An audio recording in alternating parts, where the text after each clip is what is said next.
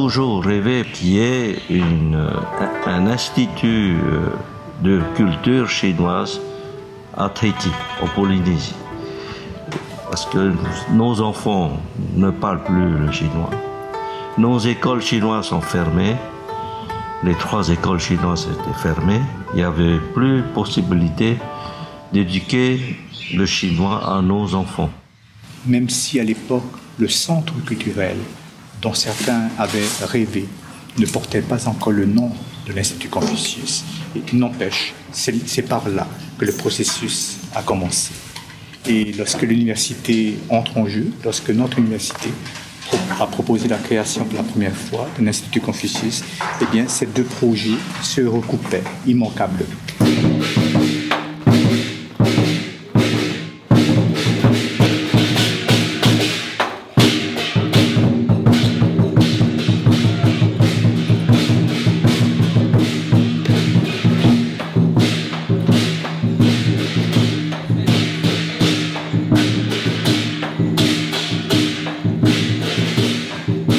C'est un assez long processus qui a commencé au moment où la Chine commençait à avoir des relations diplomatiques avec la France, au moment également où des acteurs comme l'ancien ambassadeur de Chine en France, M. Zhao Jinzhong, avaient commencé à s'intéresser à la Polynésie française, à beaucoup d'égards. En 2001, la visite officielle du chef d'État Jiang Zemin en Polynésie française marque véritablement le début des relations sino-tahitiennes. 2008, l'Université de Polynésie française démarre un programme d'échange universitaire avec l'Institut de diplomatie de Chine. Des étudiants polynésiens ont alors la possibilité d'aller se former dans ce haut lieu de la diplomatie. Enfin, en janvier 2013, un accord est signé à Pékin entre M. Éric Comte et Mme Chu Lin, directrice générale du Hanban, siège des Instituts Confucius, pour concrétiser un centre d'enseignement de la langue chinoise au sein de l'Université de Polynésie française. L'Institut Confucius de Polynésie française est officiellement créé le 15 mai 2013 et les cours démarrent en novembre de la même année.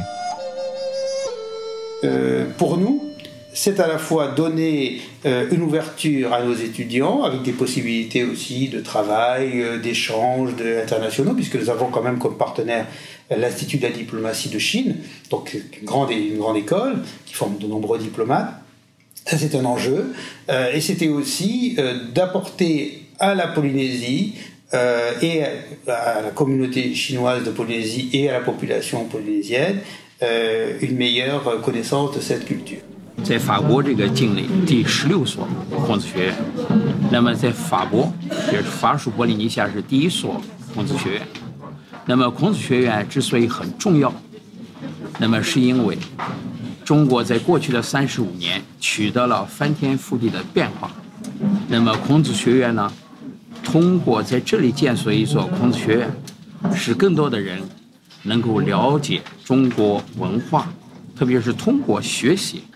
我们了解中国文化、中国文明，更多的增加相互间的了解。En 2014, avec 400 instituts répartis dans près de 110 pays, les instituts Confucius connaissent en 10 ans d'existence une progression exponentielle.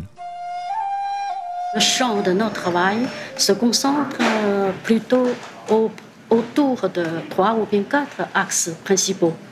Alors, premièrement, c'est bien sûr pour offrir des cours de chinois de bonne qualité, ça c'est très sûr, et auprès d'un large public, des enfants, des adultes, des scientifiques, des chercheurs, des étudiants. Ça c'est notre premier travail.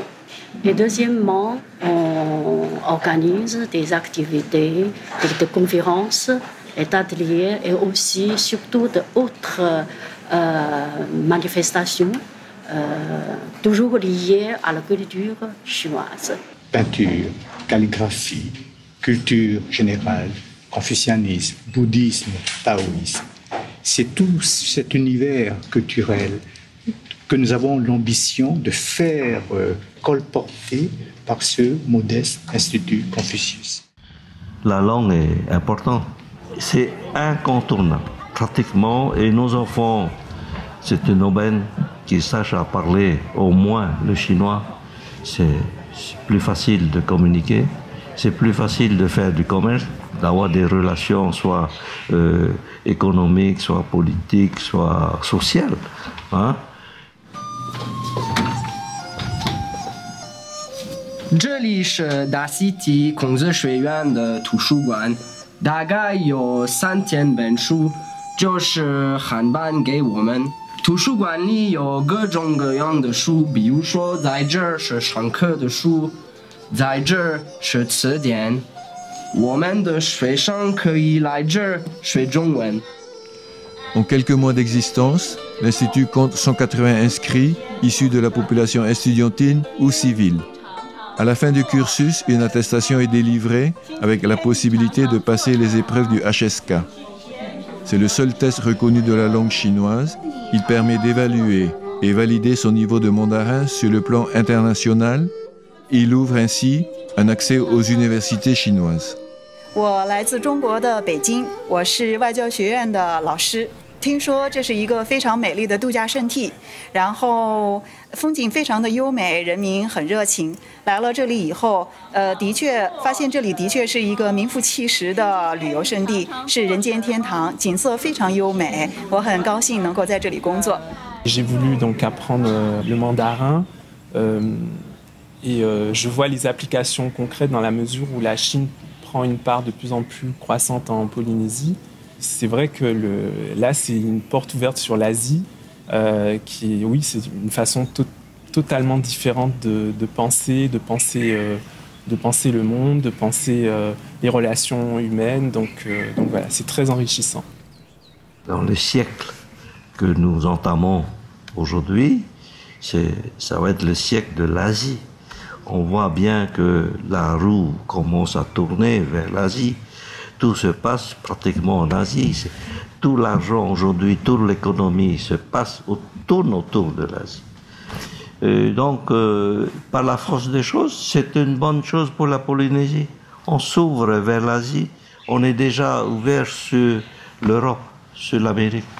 Maintenant, il faut viser sur le côté de l'Asie. Il y avait un moment donné où la Chine, où plus personne n'était tourné vers la Chine.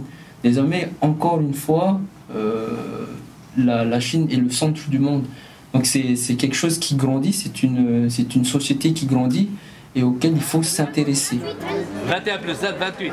Par le biais de formations proposées aux entreprises et de programmes de sensibilisation auprès des établissements scolaires, le tout jeune institut entend bien séduire de nouveaux partenaires. Lorsque nous étions avec nos interlocuteurs à Pékin, le président Éric Comte et moi-même n'avons pas manqué de dire à nos amis chinois que très vite, nous aimerions établir justement des liens avec les différents organismes, les différents acteurs, y compris donc les organismes scolaires.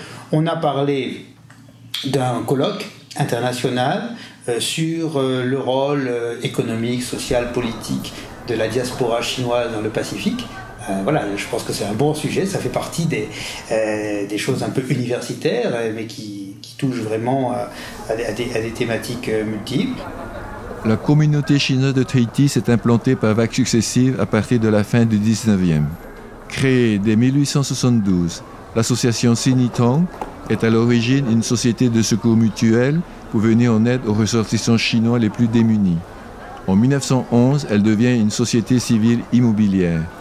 Aujourd'hui, elle représente l'ensemble des associations chinoises et consacre une salle de classe à l'Institut Confucius en plein cœur de la ville de Papeete, capitale de Tahiti. Sinitong peut être effectivement un relais vers la communauté chinoise de Polynésie que vers la communauté polynésienne dans son ensemble. Il faut savoir que ce qui est enseigné à l'Institut Confucius, c'est le mandarin, c'est-à-dire la langue officielle. Alors que la communauté chinoise en Polynésie, pour l'essentiel, parle le Hakka, en tout cas parmi les anciens. Et les jeunes, beaucoup moins. Et donc, c'est une possibilité également d'avoir, par l'Institut Confucius, pour la communauté chinoise de Tahiti, d'avoir un pont vers une connaissance plus approfondie de ce qu'est la Chine à l'heure actuelle. Si certains voient dans le développement des relations sino-tahitiennes l'opportunité d'oxygéner l'économie du pays, d'autres, et plus particulièrement au sein de la communauté polynésienne d'origine chinoise, voient là le moyen de renouer avec leurs origines. Moi, je raisonne en tant que polynésien d'origine chinoise. La Chine représente pour nous, bien entendu, le pays où nos grands-parents, nos ancêtres sont nés. Et à ce titre, bien entendu, nous avons besoin de nous ressourcer. Mais pour autant, nous sommes très différents. Aujourd'hui, le Hakka ne sert plus à rien, il n'y a que le mandarin qui prime. Donc il faut étudier et apprendre à parler le mandarin. L'enseignement de Confucius, c'est un enseignement de morale, avec un certain nombre de valeurs, disons, de la Chine éternelle, pourrait-on dire, notamment dans les liens familiaux, que nous pratiquons. Je veux dire, nous sommes des Confucéens, comme le bourgeois gentilhomme, qui pratiquent, je dirais, de manière naturelle. Et on est très heureux, vraiment, c'est le mot, que l'Institut de Confucius soit enfin en Polynésie.